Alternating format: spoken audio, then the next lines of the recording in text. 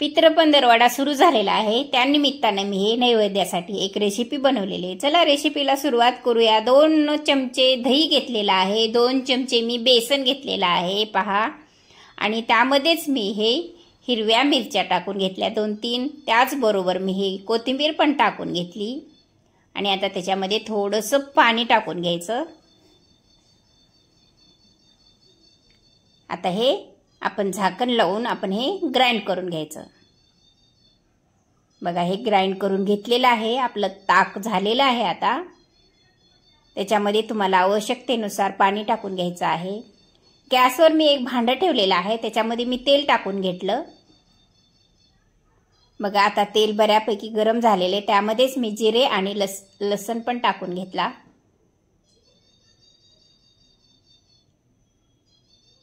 हिरवी मिरची टाकली, आणि आता त्याच्यामध्ये हे केलेलं ताक मी ओतून घेत आहे। बघा अशा पद्धतीने मी हे ताक ओतून घेतलेलं आहे। आपली ही कढीची रेसिपी आपण आज करत आहोत।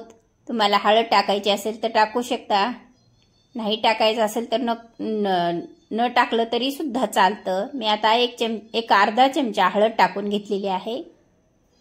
आता हळद पण व्यवस्थितरित्या मिक्स करून घ्यायची। बघा आपल्या कढीचा कलर तर किती छान आलेला आहे पहा। आता आपली कढी बऱ्यापैकी शिजलेली आहे, त्याच्यामध्ये आपण आता मीठ टाकून घेतलं चवीनुसार। चवीनुसार मीठ टाकल्यानंतर आपण त्याला आता ढवळून घ्यायचं, मिक्स करून घ्यायचं।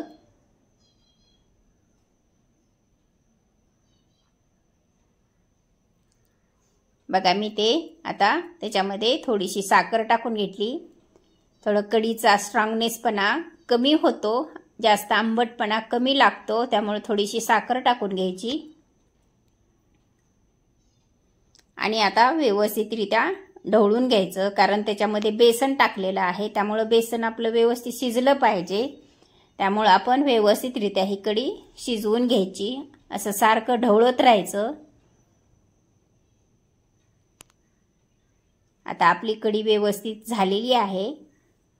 आता आपण वरून आपण आता त्याला तडका देऊ।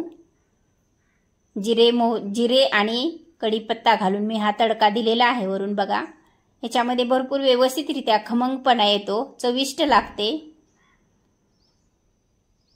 लाईक करा, शेअर करा, सबस्क्राईब करा, कॉमेंट करा, खात राहा, मजेत राहा। चला भेटू पुढच्या व्हिडिओमध्ये। धन्यवाद।